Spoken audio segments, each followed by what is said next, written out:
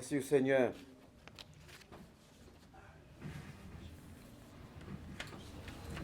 C'est lui qui nous donne la force d'avancer et de rester fidèles malgré ce que nous vivons. Nous savons tous que nous sommes dans des temps difficiles, hein, nous le savons. Il n'y a pas besoin de faire des études pour le savoir. On le sent, on le voit. On l'affronte. Les temps difficiles s'affrontent, on le traverse. Justement, c'est de cela que je vais vous parler pendant un instant. On va voir dans un texte, il y en a plusieurs, mais j'ai choisi un texte là qui nous parle de la persévérance, qui nous parle de la foi, qui nous parle de, oui, plus de la foi, la persévérance, l'attachement au Seigneur, dans des temps difficiles. J'ai rencontré parfois des enfants de Dieu qui s'étonnent, qui passent par des moments difficiles. Ils sont étonnés. Je leur ai dit, mais non. Si vous ne voulez pas connaître aussi les moments difficiles dans ce monde, qu'est-ce que vous allez découvrir? Comment vous allez persévérer? Comment on peut demander à un soldat de vaincre son ennemi s'il n'a jamais combattu? Comment on peut demander à une armée puissante, avec un bon général, le Seigneur Jésus, c'est notre général, comment on peut demander à cette armée toujours vainqueur de partir en vainqueur et pour vaincre s'il n'y a pas d'ennemi? Si aucun d'eux ne sait persévérer. Vous savez que dans l'armée française et dans les autres armées, moi qui ai fait mon service en Allemagne, vous êtes formés. Vous êtes d'abord formés avant de partir dans la brousse, dans le désert. Vous êtes formés avec une arme. Vous connaissez votre arme. Moi, j'ai dû l'apprendre par cœur, cette arme. Et après des années, c'est encore dans ma tête. C'est incroyable. Mais ce que je veux dire par là, vous avez déjà compris. Un soldat, il est formé. Un chrétien est formé. Il a des armes, le chrétien. Amen. Paul, au chapitre 6 d'Éphésiens, chapitre 6, nous parle des armes spirituelles. Amen. Ces armes qui ne sont pas à l'extérieur de nous, loin, mais ces armes sont en nous. Les armes du chrétien sont en lui. Casque du salut, c'est bien lui, donc c'est son salut. La cuirasse de la justice, c'est bien la justice de Christ qui est en lui. La ceinture de vérité, c'est bien la ceinture de vérité de l'évangile, la parole de Dieu. L'épée de l'esprit, tout cela, ce sont des choses que le chrétien a en lui. On ne va pas les chercher à l'extérieur, on ne va pas... Ah oui, c'est vrai que je suis chrétien, alors aujourd'hui je vais aller chercher l'épée de l'esprit dans un placard. Non, c'est en toi, c'est ta vie. On va voir une femme qui a eu de grandes difficultés dans l'Ancien Testament, première partie de la Bible. Je vous demanderai de le noter. Notez ce texte et vous allez encore le lire et le relire chez vous. 2 Rois, chapitre 4. Vous avez déjà lu ce texte.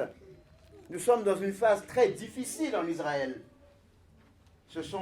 C'est la période de Élisée. Élie est déjà parti ici, dans 2 Rois chapitre 4, ici, à cette époque. Élie est déjà monté au ciel. Vous connaissez un peu l'histoire, je ne vais pas la relater. Élie est monté. Il n'a pas connu la mort, il est parti sur les chars de feu, chars de flammes, envoyés par l'Éternel. Mais Élisée est là, c'était l'un des disciples de Élie.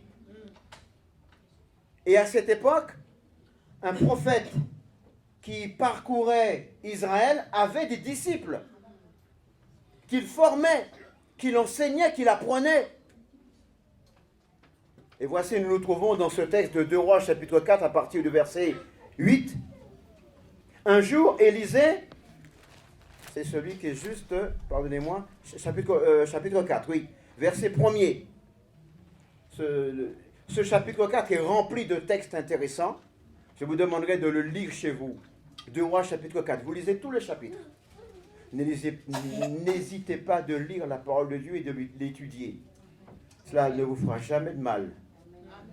Peut-être si, à la chair, à l'orgueil, la suffisance. Je sais, moi je sais. Ça, non. Ça fait des années que j'étudie les Écritures. Je ne sais pas encore. Je découvre. 2 Rois, chapitre 4. Une femme, verset 1er, une femme d'entre les femmes des fils des prophètes cria à Élisée en disant: ton serviteur, mon mari, est mort, et tu sais que ton serviteur craignait l'Éternel. Or, le créancier est venu pour prendre mes 2 enfants et en faire ses esclaves.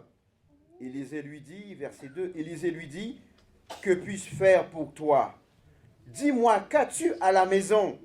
Elle répondit, ta servante n'a rien du tout à la maison qu'un vase d'huile. Et il lui dit, va, demande au dehors des vases chez tous tes voisins, des vases vides. Notez bien ce détail, on va voir pourquoi. Des vases vides, non pas remplis. Prenez des vases vides et n'en demande pas un petit nombre. Quand tu seras rentré, là je suis au verset 4, tu fermeras la porte sur toi et sur tes enfants, tu verseras dans tous ces vases vides et tu mettras de côté ceux qui seront pleins. Alors, verset 5, elle le quitta, elle ferma la porte sur elle et sur ses enfants. Ils lui, donc c'est son fils, ses enfants, ils lui présentèrent des vases et elle versait. Lorsque les vases furent pleins, elle dit à son fils, présente-moi encore un vase. Mais il lui répondit, il n'y a plus de vase. Et l'huile s'arrêta. Elle alla le rapporter à l'homme de Dieu et il dit, va, vends l'huile et paie ta dette et tu vivras, toi et tous tes fils, de ce qui restera. Voici un texte puissant, un texte prophétique. Pourquoi prophétique? Il y en a plein comme ça dans le livre des rois. Il est prophétique parce qu'il agit au moment où ça se passe, maintenant en Israël, pour la femme, avec ses enfants, avec les vases, et il va se répercuter à la fin des temps, avec Israël, avec Jérusalem, avec le retour du Seigneur. Donc il travaille en 2 parties. Ici, il travaille, et avant que le peuple juif, ils n'ont pas encore reconnu le Messie. Jésus va dire, mais vous allez souffrir avant que vous puissiez dire, béni soit celui qui vient au nom du Seigneur. Mais pour l'instant, ils n'ont même pas de temple encore reconstruit. Et ils adorent un mur, les murs de lamentation, le fameux kotel, comme ça on l'appelle en Israël, kotel. Donc on prie sur le kotel, sur le mur. Mais on n'a plus de temple, parce que le temple a été détruit en l'an 70 de notre ère. Donc, ce peuple est en train de se battre, il souffre, il affronte des difficultés. Alors ici, on vient vers cette histoire de cette femme. Il y a quelque chose de très surprenant qui nous arrive aujourd'hui. Nous avons tous des difficultés, des combats. Tout à l'heure, je parlais du soldat. Parce que le soldat doit être formé. Un chrétien qui n'a pas de difficulté, il y a quelque chose qui ne va pas. Je n'ai pas dit que vous ne connaîtrez pas jamais la joie ni l'allégresse. Ce n'est pas ça que j'ai dit. J'ai dit celui qui n'a jamais de combat. Il ne connaît pas son ennemi. Chaque fois qu'il dort en paix. Oui, le Seigneur vient, tu dors en paix. Mais il y a des moments où tu as besoin de combattre, de lutter, de te réveiller à 4 heures du matin, à 2 heures du matin. Ça m'est arrivé de me coucher et de sentir qu'ils ne viennent pas trop près parce qu'il y a une présence de Dieu, ils viennent un peu en distance, mais ils viennent voir qui est qui, ils viennent voir qui tu es, surtout ce que Dieu t'a donné comme grâce. Lorsque Dieu te bénit, il y en a toujours un qui vient voir ce que tu as. Vous pensez que les choses se font comme ça? Vous êtes chrétien, pas de problème, je dors, je mange, je travaille, je n'ai pas de difficulté, personne ne vient m'attaquer. Non! Ils se rassemblent contre vous, contre nous, contre moi. Ils font des réunions contre vous pour savoir qu'est-ce qu'on va faire pour faire tomber le frère. Ah ben oui! Donc les difficultés, on en aura. Et surtout, dans ces temps de la fin, les temps difficiles, vous avez le Covid, alors il y a déjà une séparation entre les chrétiens, plusieurs d'entre eux. Est-ce que je fais, est-ce que je ne fais pas? Est-ce que c'est bon, est-ce que c'est pas bon? Il y a déjà une séparation, hein? Autour de moi, j'ai entendu beaucoup de choses. Mais c'est vous, au fond de vous, avec le Seigneur. Tu rentres dans ta chambre. On va le voir ici. Ce texte, il est puissant. J'aimerais vous le laisser. Ne l'oubliez pas. Rentrez chez vous, relisez ce texte. En rentrant dans ta chambre, tu vas te mettre en connexion avec un Dieu puissant. Qui sait exactement ce que tu as besoin. Ce qui te manque. Alors la femme, elle est tout. Ici, dans 2 Rois, chapitre 4, elle est très j'allais dire pas énervée, elle est très bousculée, elle est très confuse. Elle vient voir le prophète. Alors, son mari, qui était un disciple d'Élisée, son mari est mort. Elle s'est dit, mais oui, mais il travaillait avec toi. Et maintenant, il est disparu. Je suis seule maintenant, je suis veuve. Maintenant, je viens te voir, c'est normal.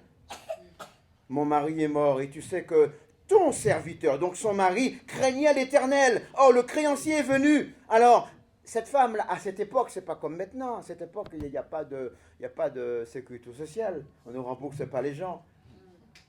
Il y a un champ, tu travailles dans le champ, tu prends l'argent et tu le vends. Tu prends le blé ou bien tu le vends. Tu fais de l'argent toi-même, mais tu n'as pas d'aide sociale.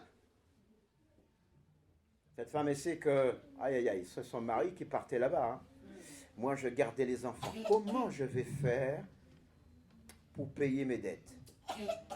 C'est ça son problème. Mais s'il y a un gros problème, il y a une grande solution. Amen. Gros problème, grande solution.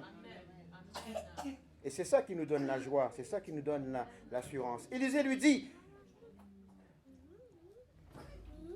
que vais-je faire pour toi? Élisée lui dit, qu'as-tu à la maison? C'est l'une des questions que le Seigneur nous pose. Moi, je sais qu'il me la pose, je sais qu'il la pose à chacun d'entre nous les chrétiens. Il la pose du matin au soir, pendant toute l'année, 365 jours dans l'année.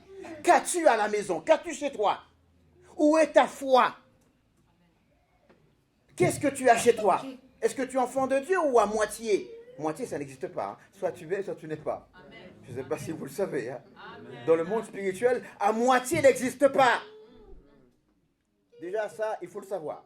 Ne dites pas je suis oui, je suis non. À moitié n'existe pas. Qu'as-tu à la maison? Bon, moi j'ai rien. Ta servante n'a rien au verset, à la deuxième partie du verset 2. Ta servante n'a rien du tout à la maison qu'un vase d'huile. À partir de ce vase d'huile, le miracle va se produire. Elle a l'huile, elle aura le miracle. Tu n'as pas Dieu dans ta vie, tu ne peux pas l'appeler. Tu as Christ dans ta vie, tu as l'huile, tu as sa présence, tu peux prier avec foi, tu peux intercéder, tu peux changer le cours des circonstances, transformer, mettre les ténèbres qui étaient devant toi, le pousser de l'autre côté, ramener la lumière. Qu'as-tu? Voici ce que l'Éternel peut-être te pose comme question ce matin. Qu'as-tu à la maison? Qu'as-tu dans ton cœur? Maison, c'est une image, hein? C'est pas la maison, maison. Qu'as-tu en toi? Est-ce que je suis en toi? Jésus va dire dans Jean chapitre 15, lorsqu'il parle de la vigne, demeurez en moi et moi je demeurerai. Il y a quelque chose qui a attiré mon attention. Au départ, je n'ai pas bien compris. J'ai relu ce simple verset. Je l'ai lu pendant plusieurs fois. Pourquoi Jésus ne dit pas « Je demeure d'abord en toi et toi tu demeures en moi ». Non, ce n'est pas marqué comme ça. Faites attention à ce que vous lisez. Toi, tu demeures en Jésus et lui après, il demeure en toi. Mais jamais le contraire. Il ne va pas demeurer dans un sac rempli de ténèbres. Il faut que toi, d'abord, tu demeures en lui. Il te purifie. Il te fortifie, il te donne de la force, et maintenant, il peut demeurer en toi, mais d'abord, toi, tu le connais. Découvre-moi, et moi, je vais te faire avancer. Demeurez en moi, et moi, je demeurerai en vous. Celui qui demeure en moi porte beaucoup de fruits.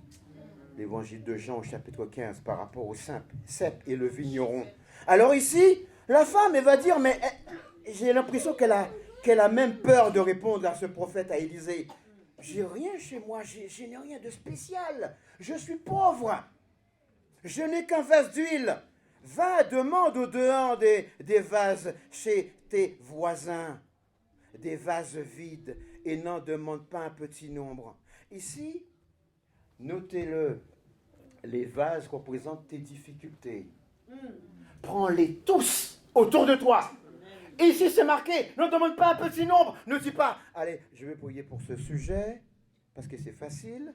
Celui-là, non, c'est trop difficile, ça dure trop longtemps, je ne vais pas le prendre. Je vais prier pour celui-là. Prends tout ce que tu as qui te pose des problèmes. Ce sont ça les vases vides. Pas remplis. Aux yeux de l'Éternel, ils n'ont pas de pouvoir, et donc ils sont vides. Est-ce que vous me suivez? Amen. Donc les vases ici, c'est des problèmes. Mes difficultés à moi, bien sûr, c'est ce qu'on fait quand on rentre dans la chambre. On ne dit pas, Seigneur, ben, je crois que tu es tout puissant, mais je vais choisir les sujets pour t'apporter. Est-ce que vous dites ça, vous? Vous dites ça, vous? Non, on apporte les difficultés. On les apporte même les uns après les autres, ceux qui sont plus importants, avant ou après. On se débrouille. Mais ce sont des vases vides qui nous causent des problèmes. C'est nos difficultés. N'ayez pas peur, frères et sœurs, de dire « Ah, mais ça me cause des problèmes. Hein. » J'ai rencontré des chrétiens qui avaient tellement, je ne sais pas, peut-être ils étaient tellement hauts, plus haut que moi, plus haut que vous. « Ah ben non, mais moi, je n'ai pas de problème. » Bien sûr, en Christ, j'ai compris le sens. Mais pour l'instant, nous sommes sur la terre. Nous avons des difficultés à résoudre. Nous avons besoin de nous battre. Tout à l'heure, je parlais du soldat. Je sais pourquoi je parlais tout à l'heure du soldat.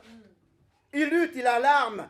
Et dès qu'il a un problème, l'ennemi, qu'est-ce qu'il fait? Il appelle au secours? Non, il a l'arme, il se défend. Va chez tous tes voisins. Je vais rajouter, va dans ton quartier. Dans ta famille. Ah, voilà, maintenant, on va rentrer dans un domaine un peu épineux. Ceux qui font le mal et qui prient contre toi la nuit quand tu dors. Parce qu'eux, ils ne sont pas enfants de Dieu. Il y a des familles où il y a un chrétien. J'ai rencontré une famille. Il y a une famille où elle est toute seule, la sœur. Elle prie toute seule, à genoux de sa chambre. Et dès qu'elle est en contact avec les autres, il y a des manifestations. Mais comme ça, tous les jours. Va prendre des vases vides. En dehors, chez tes voisins. C'est marqué, des vases vides. Et n'en demande pas un petit nombre. Plus tu as de difficultés, plus ta foi va grandir. Si tu commences à sélectionner les vases en disant « Ah, ce vase-là, il est plus grand que les autres, je vais le mettre de côté, je reviendrai le prendre dans 6 mois, quand je serai plus fort. » Mais quand tu seras plus fort, tu vas trouver encore un vase plus grand qui va te bloquer. Et ainsi de suite. Plus tu grandis, les ennemis que le mal envoie vers toi, ce ne sont pas des petits, ce sont toujours ceux qui ont un certain niveau en hiérarchie. Il y a des hiérarchies dans le monde des ténèbres. Comme il y a des grades avec le Seigneur, il y a des hiérarchies qui viennent pour attaquer l'église. Attaquer le quartier dans lequel tu habites. Pour qu'aucune église ne soit dans ton quartier. Vous pensez que c'est le hasard? Il n'y a pas de hasard dans le monde des ténèbres. Ils travaillent contre l'église pour qu'il n'y en ait pas dans ton quartier. Autour de mon quartier, il y a 4 églises. Dans mon quartier, il n'y a pas un seul serviteur de Dieu. Tous ceux qui sont venus, ils ont été combattus, bien sûr. Ce sont seulement les guerriers qui s'installent dans des secteurs, dans des zones où l'ennemi a dit, ce secteur, cette zone, non, pas d'église, pas de serviteur de Dieu. Si demain vous envoyez un prophète qui vient, ah ben c'est celui qui a déjà eu un combat. Vous allez l'applaudir, vous allez, merci serviteur, tu es venu dans mon église. Oui, mais tu ne sais pas ce qu'il a eu comme combat avant. Va prendre des vases, beaucoup, et ne demande pas un petit nombre. Verset 4. Quand tu seras rentré, tu fermeras la porte sur toi et sur tes enfants. Les chrétiens de cette fin des temps, c'est-à-dire vous, moi, on a besoin de mettre de côté des choses, fermer la porte, de ne plus entendre le téléphone qui sonne, fermer la télé sur la série qu'on aime bien. La série passera, mais ce que j'ai à faire est plus important. Ferme la porte derrière toi. Mais c'est Jésus qui va le dire quand tu pries. Bien sûr, vous connaissez ce texte. Rentre dans ta chambre et ferme la porte. Pourquoi? Parce que tu as du bruit. On va t'appeler au téléphone. Ton portable va sonner. Vous avez déjà remarqué que c'est lorsque vous êtes très occupé dans l'étude, c'est là que ton téléphone sonne 3, 4, 5 fois. C'est bizarre. Il n'a pas sonné avant et c'est maintenant qu'il sonne. Combien de fois ça m'est arrivé? Je dis, je vais étudier. Alors, maintenant, je coupe le téléphone. Comme là, il est coupé. Celui qui appelle, il ne peut pas me joindre, il est coupé. Il n'y a pas de hasard. L'ennemi, il choisit son temps pour vous bloquer, pour vous décourager. Mais quand toi, tu pries, ramène les sujets devant toi, ramène les vases vides. Ne sélectionne pas en disant, ça c'est trop compliqué, ça fait 10 ans que je suis dedans, mais c'est pas grave, prends-le. Si ça fait 10 ans, prends-le quand même. D'ailleurs, prends-le en premier, puisque ça fait 10 ans. On va continuer. Je suis entre le texte que vous avez et la partie spirituelle. Je suis en train d'aller vers les deux sens pour que vous puissiez bien saisir le truc. Parce que si je parle seulement au niveau du texte, je vais faire une lecture simplement. Je n'arriverai pas à vous expliquer. Mais là, je passe de temps en temps dans le monde spirituel pour vous montrer ce qui existe. Quand tu seras rentré, tu fermeras la porte sur toi et sur tes enfants. Tu verseras dans tous ces vases, entre parenthèses, vides. Le fait de verser, c'est le fait de dire, Seigneur, voici ce problème, je te le donne. Je verse mon problème dans ce vase. Je verse. Je dis au Seigneur ce qui ne va pas. Rappelez-vous, les vases, ce sont autant de sujets de prière. Et le fait de les verser. Comment il fait pour le verser?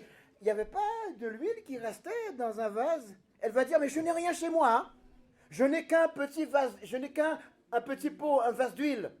À partir de ce petit pot de vase d'huile, la bénédiction va tomber sur tous les vases, sur tous les problèmes, sur toutes les difficultés, sur toutes les choses qui me bloquaient, sur tous les plafonds qui étaient trop bas. J'étais obligé de marcher courbé. Parce que quand un plafond est trop bas, tu marches courbé. Sinon, tu prends la tête dedans. Tu verses. Tant qu'il y a des vases, tu verses. Quand tu seras rentré, tu fermeras la porte sur toi et sur tes enfants. Tu verseras dans tous ces vases et tu mettras de côté ceux qui seront pleins. On met de côté un sujet de prière quand on l'a déjà apporté au Seigneur et quand on y ajoute F-O-I, foi. Seigneur, je t'ai parlé de, j'ai tel problème, ma formation, mon travail, mon papier, etc., mon voyage, une fois que je l'ai apporté, plus ma foi, je le mets de côté, j'en prends un autre. Et ainsi de suite, ainsi de suite, ainsi de suite. Elle ferma la porte et alla. Alors, elle va faire ce que l'homme de Dieu lui demande de faire. Lorsque les vases furent pleins, elle dit à son fils, « Présente-moi », là je suis au verset 6, « Présente-moi encore un vase. » Mais il lui répondit, « Il n'y a plus de vase. » Il arrive un moment où, dans cette grande liste de prières, il y en a plein dedans, il y en a plein. Famille, vos papiers, votre voyage, la formation, etc. Et à un moment donné, vous arrivez quand même à la fin. Même si vous êtes là pendant 3-4 heures. Mais c'est ça, il n'y a plus de vase. Il n'y a plus de sujet à apporter. Alors bien sûr, dans votre mémoire, mais après il y en a d'autres qui vont arriver. Parce que nous avons des sujets. Et le Seigneur le sait. Moi, ce que j'aime, c'est à partir de peu d'huile qu'avait cette femme, même si ta foi n'est pas grande. Voilà ce que ça veut dire. Même si ta foi n'est pas grande, elle est petite, Jésus va dire, qu'est-ce qu'il va dire? Tout ce que je vous dis, vous pouvez le vérifier. La foi comme un grain de sénévé. Le grain de sénévé, quand on étudie un peu, c'est la plus petite semence de moutarde. Elle tombe par terre, tu ne la trouves pas. Vous ramenez, vous allumez partout, vous la, 1, 2, 3, 4, vous ne la trouvez pas là. Elle est tellement petite. Il faut bien regarder, mettre des lunettes. Et c'est ça qui va faire bouger les montagnes. D'ailleurs, je crois que lorsqu'il a dit, les disciples n'ont même pas cru. Moi, faire bouger, allez, on va dire, faire bouger la chair, faire bouger une chaise. Oui, Seigneur, à la rigueur, la montagne, vous vous rendez compte?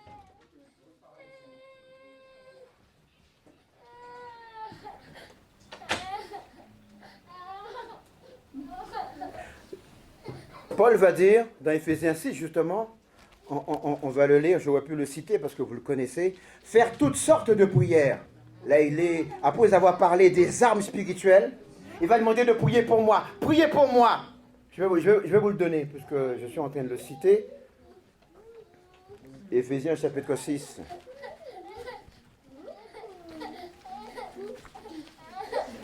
Faites toutes sortes de prières.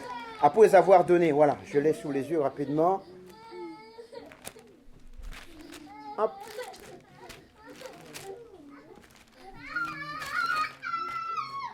Voilà. Éphésiens chapitre 6, verset 18.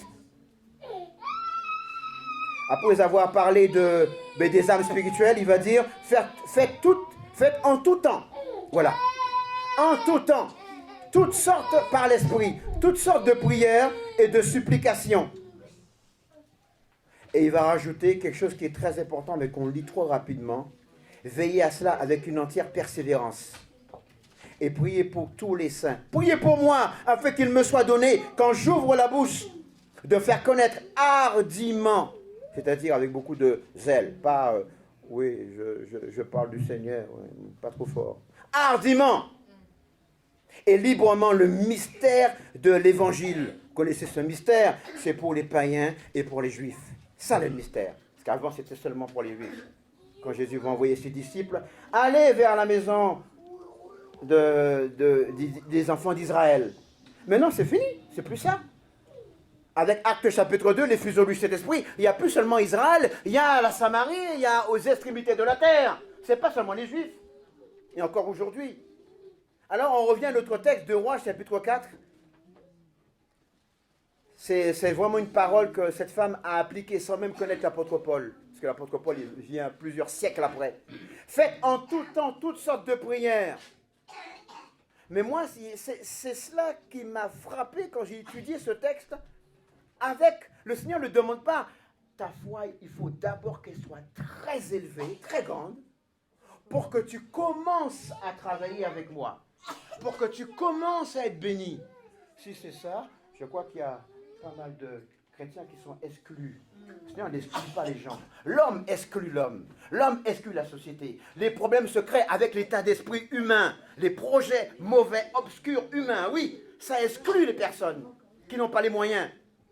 Mais l'Éternel ne peut jamais dire à mon frère, ta foi est tellement petite que tu ne peux rien faire avec. Il faut que tu ailles acheter. Tu vas acheter, allez, tu achètes pour 50 € de foi, mets-les en toi, dans ton cœur, et après tu crois. Non! Si quelqu'un prêche ça, il ne prêche pas l'évangile. Il prêche ses propres idées. Parce qu'il a besoin aussi de prendre de l'argent. Non, avec la foi que tu as. Mais il faut être sincère. Parce que l'apôtre Paul lui dit aussi, il ne faut pas être comme la mer, un coup je crois, un coup je ne crois pas. Instable, voilà, c'est ça l'instabilité. Un coup je suis très haut, Seigneur tu m'as béni aujourd'hui. Et c'est ça souvent l'être humain. Je dis bien l'être humain. Attention, hein. Quand je dis l'être humain, je parle aussi du chrétien, parce que le chrétien est un être humain, non? Ok, donc parfois le chrétien lui-même, en tant qu'être humain, il peut réagir comme ça. Seigneur, tu m'as donné beaucoup, tu m'as béni aujourd'hui, alors ma foi est tout en haut, au-dessus de la montagne. Alors là, je vois les étoiles, je vois. Mais quand tu tardes à me bénir, ma foi est... J'ai du mal à croire. Je doute même dans ce que tu as dit. Quand je lis ta parole, je ne comprends rien. J'ai les yeux obscurcis, fermés, j'ai un voile. Pas un masque comme le porte maintenant le voile, il va sur les yeux celui-là. Il dit à son mari, et elle dit à son mari, voici, voilà, hop, une fois qu'elle a versé, il y a quelque chose qui va se passer. Notez bien ce qui se passe ici. Il lui répondit, il n'y a plus de vase. Et l'huile s'arrêta. L'huile s'arrête quand il n'y a plus de vase et non pas le contraire. Parce que si c'était le contraire, c'était grave quand même. L'huile s'arrête. La capacité de croire, d'apporter des réponses venant de Dieu. Quand tu as fini d'apporter tes besoins, non pas que Dieu te tourne le dos, non, il est toujours là. Mais là, la bénédiction, le flux va s'arrêter parce que tu n'apportes plus les grâces. Tu n'apportes plus tes besoins. Et là, il répondit, il n'y a plus de vase. Et l'huile s'arrêta. Et elle alla le rapporter à l'homme de Dieu. Là, je suis au verset 7. Rapporter à l'homme de Dieu. Et il dit, va, vends l'huile et paie ta dette. Vous remarquez que ça, j'aime beaucoup les détails comme ça, parce que des fois, il y en a qui transforment la parole de Dieu comme ils veulent. Dieu n'a jamais dit que si tu as des dettes, il ne faut pas les payer. Qui c'est qui a dit ça? Moi? Jamais. La parole de Dieu? Jamais. C'est marqué ici. D'ailleurs, ce n'est même pas le seul texte. Va paie ta dette. Alors, bien sûr, il faut t'aider. Il faut certainement passer par un organisme qui va t'aider à l'échéancier. Il y a tout ce qu'il faut. Mais l'Éternel va dire, non, tu lui donnes pas, parce que tu es chrétien. Ça, je l'ai déjà entendu, ça. Je suis chrétien, je ne dois rien à personne. Je dois 5 000 euros, je ne donnerai jamais son argent parce que je suis enfant de Dieu. Vous pensez qu'il y a quelque chose qui ne va pas là? Alors, de toute façon, vous allez vous rendre compte rapidement que la loi qu'il y a dans ce monde va vous rattraper. Et le Seigneur ne va pas vous donner ce que vous voulez faire. Il n'ira pas dans ce sens-là. Je suis chrétien, je dois 5 000 euros, je ne vais pas les donner.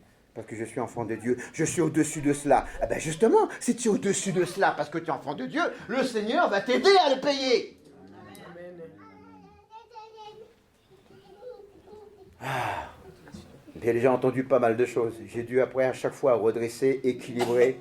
J'ai jamais dit que l'Éternel n'est pas puissant, qu'il ne fait pas des choses qui nous dépassent. Bien sûr, amen, gloire à Dieu, alléluia. Et c'est un Dieu qui est sans limite. Mais il travaille avec des règles. Il est juste, il est équité.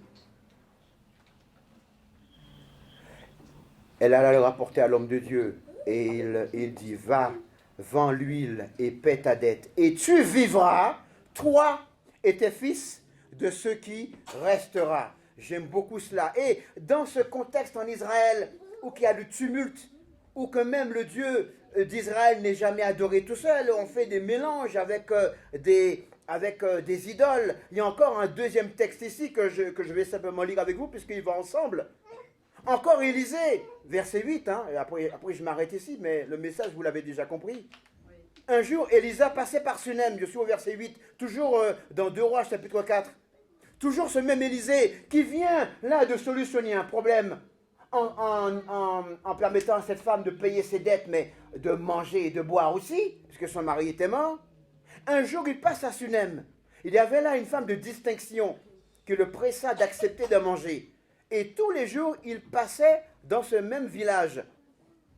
Il se rendait chez elle pour manger. Elle dit à son mari, cette femme-là, « Voici, je sais que cet homme qui passe toujours par ici chez nous est un saint homme de Dieu. Faisons une petite chambre haute avec des murs et mettons-y pour lui, pour qu'il puisse se retrouver, étudier, travailler, réfléchir. On va mettre pour lui un lit, une table, un siège et un chandelier, afin qu'il s'y retire quand il viendra chez nous. C'est ce que nous avons besoin dans ces temps de la fin. » On a parlé tout à l'heure de foi. Je ne vais pas le développer celui-ci, mais il est très riche ce texte encore. Voici un deuxième texte ici. Un lit, une table, un chandelier et un lit. Voilà ce que tout... Alors, je prends le temps de le dire tranquillement et calmement. Tout enfant de Dieu, tout chrétien, dans ces temps de la fin, a besoin de cela. Un lit. Le lit, c'est pour dormir, se reposer. Christ est ma paix, je me repose en lui. Quand les pensées tournent dans ma tête, je ne sais pas qu'est-ce qu'il faut faire. J'ai des conseils, mauvais conseils par ici, et des plus ou moins bons conseils. J'ai la tête qui tourne. Je réfléchis trop, je deviens dépressif. Ça arrive. Christ est ma paix, j'ai besoin de m'allonger et de me blottir dans ses bras et de croire en lui. Donc j'ai besoin, dans ma vie spirituelle, d'avoir un lit. Vous comprenez maintenant? Il y a des chrétiens qui n'ont pas de lit. Ils n'ont pas de repos. Travail, maison, maison, travail, travail, maison. Je n'ai pas dit que c'était pas bien. Mais si tu as que ça, tu n'as pas de repos. En Christ, je dis. Ah, tu as un lit. Mais quand est-ce que tu t'approches du Seigneur? Quand est-ce que tu fermes les yeux contre lui en disant, Seigneur, je prends ce temps de prière et j'oublie tout ce qu'il y a autour de moi et je passe du temps avec toi. Je me mets dans ce temps de repos. Je pousse l'activité autour de moi. Après, si vous voulez continuer, on va continuer, vous allez voir, mais je vais simplement le noter ici. La table. La table, c'est la communion. Il y a des chrétiens qui n'ont pas de communion avec le Seigneur. Je ne parle pas forcément de la table, le pain et le vin, aussi ce serait une bonne image, mais je parle là de communion. Toi, tu manges avec moi et moi avec toi. Je te parle et tu me parles. Je te pose des questions et tu réponds. On se retrouve sur une table. Essayez de manger un casse-croûte avec quelqu'un comme ça debout dehors. Vous allez voir comment vous êtes un peu gêné. Vous avez besoin de déposer quelque chose. Déposer le gobelet, déposer l'eau. Vous êtes en train de manger debout. Non, il faut une table. C'est la communion. En plus, après, qu'est-ce qu'on a lu? On a vu qu'il y a un siège. Dans le temple, il n'y a pas de siège. Dans le temple de Moïse, il n'y a pas de siège. Dans aucun temple, il n'y a aucun. Parce que le siège, c'est pour s'asseoir, réfléchir et repartir. On ne dort pas sur le siège. Il y a le lit pour ça. Chaque partie a sa place. Si j'ai besoin de me reposer, je ne vais pas prendre une chaise. Vous êtes d'accord avec moi? C'est pas tellement confortable de se reposer pendant 8 heures ici. Il vaut mieux un lit quand même. Si j'ai besoin de travailler rapidement et de me reposer, je ne prendrai pas le lit, je prendrai la chaise. Chaque partie a une place. Maintenant, il y a le chandelier ici. C'est quoi le chandelier? C'est pour m'éclairer. Éclairer mes pensées, mes idées quand j'étudie, quand je lis la parole de Dieu. Seigneur, tu es la lumière du monde. Celui qui te suit ne marche pas dans les ténèbres. Alors, pour ne pas marcher dans les ténèbres, qu'est-ce que je fais? Je marche derrière le Seigneur. Si je me suis moi-même ou si je suis un autre frère, même s'il est très spirituel, c'est pas la même chose. Juste,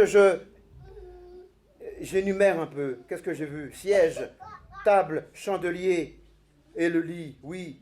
Ça, c'est la chambre haute. Alors ça, j'ai besoin de l'avoir moi. Moi qui vous parle, j'ai besoin de l'avoir. J'ai besoin d'avoir ça dans ma vie. On a tous besoin de chambre. Surtout maintenant dans les temps difficiles. Le chrétien avec sa chambre haute le suit partout. Dès qu'on voit un chrétien qui passe le long de l'avenue, spirituellement, on voit ces choses en lui. Le chandelier pour éclairer. Seigneur, éclaire mon esprit. Un lit pour se reposer, la paix en Jésus. La table pour la communion fraternelle ou la communion avec le Saint-Esprit, avec le Seigneur. Et la chaise. Seigneur, tu veux me parler? Je t'écoute, alors je m'assois. Mais je sais qu'après, je dois me lever pour partir. Vous avez chacun une partie comme ça à entretenir. Moi, j'ai ma chambre haute. J'ai ces éléments à avoir. Que le Seigneur nous aide. Alors, pour conclure, je vais dire simplement comme cette femme ici, dans ce texte. Ton serviteur ou ta servante, pour chacun d'entre nous, n'a pas grand-chose qu'un peu d'huile. Voilà ce que je veux dire pour conclure. Nous avons tous un peu d'huile. C'est à partir de cette huile que les bénédictions vont tomber. Si tu n'as pas de provision, si tu n'as pas l'essentiel, si tu n'as pas le plus important, comment tu vas faire? C'est pour ça qu'on demande aux païens de se convertir. Le païen n'a pas d'huile, l'Esprit de Dieu en lui. Non, puisque ses œuvres viennent d'ailleurs. On lui demande d'abord, deviens enfant de Dieu. Et puis après, maintenant, tu vas pouvoir rentrer et marcher sous ce chemin. Demeurez en moi, rappelez-vous, et ensuite seulement, moi, Jésus, demeure en vous, pas le contraire. Je répète, faites attention à cela. Et il y a un sens très important. Christ ne demeure pas dans des choses mortes. Il demeure dans les choses qui sont vivantes, avec son esprit. Donc toi, tu vis d'abord en lui. Et après, c'est plus facile pour lui de venir en toi, puisque tu es né de nouveau. Et c'est Jean, je vais terminer avec ce texte, c'est Jean, chapitre 1er, qui le dit, verset 14, vous le connaissez par cœur, ça. 14 ou 13, si ma mémoire est bonne. Jean, chapitre 1er, je vais terminer là-dessus. 12, pardon. Après avoir parlé de la lumière qui était la vérité, lumière qui venant dans le monde, il va dire au verset 12, mais à tous ceux qui l'ont reçu, cette lumière, cette parole, et en fait compte, ceux qui ont reçu Dieu, parce que Dieu était, la parole était Dieu. Attention, ne séparez pas. Si vous avez la lumière, vous avez Dieu avec vous. C'est pas moi qui le dis, ce sont les premiers versets du chapitre 1er. À tous ceux qui l'ont reçu et ceux qui croient en son nom, elle leur a donné le pouvoir de devenir enfants de Dieu, lesquels sont nés non du sang, non, ni de la volonté de la chair, non, ni de la volonté de l'homme, oui, mais de Dieu. Donc votre naissance, première naissance à la clinique ou à l'hôpital, c'est pour ici, c'est pour ce monde, c'est pas pour humainement, c'est pas pour le ciel. Aucun humain ne rentre dans le ciel puisqu'il faut qu'il soit changé. En un clin d'œil, il va nous dire un Thessalonicien. Mais la deuxième transformation nette de nouveau, c'est pour travailler pour le Seigneur ici et pour être avec lui dans le ciel. Que le Seigneur nous aide. Que le Seigneur nous aide. Et dans ton cœur, lorsque l'ennemi vient, à partir d'aujourd'hui, tu n'as rien, tu n'as pas assez de foi. Tu ne peux pas recevoir ça. Ça, c'est pour les grands. Il n'y a pas de grand. Le grand, c'est le petit. Jésus même qui va le dire. Le plus grand devient serviteur. Non, tu vas le dire à l'ennemi, à cette voix qui va te tromper. Non, la foi que j'ai, c'est suffisant. Elle est comme un grain de sénévé et c'est l'huile que j'ai dans le vase. Mais ce que tu me demandes de faire, c'est de verser cette huile sur tous mes problèmes, sur toutes mes difficultés. Et ainsi, je verrai ta gloire. Une grande délivrance pour un gros problème. Amen. Amen. Gloire au Seigneur. Amen. Amen.